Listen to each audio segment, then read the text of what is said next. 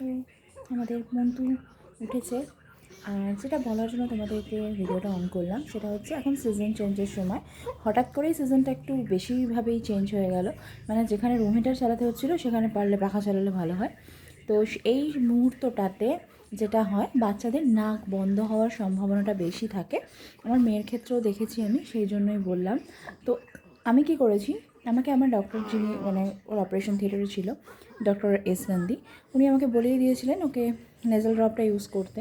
তো আমি ওটা, এই সিজন চেঞ্জ যেহেতু চলছে, আমি কিন্তু রেগুলার ওয়াইজ একবার করে ওকে নাকের ড্রপটা দিই। এতে কি হয়, ঠিক তার কিছুক্ষণ পরেই ওর নাকে যে নোংরাটা থাকে সেটা বেরিয়ে আসে, তাহলে ওর নাকটা ক্লিয়ার হয়ে যায়। তো নাক বন্ধর সম্ভাবনা কম থাকে।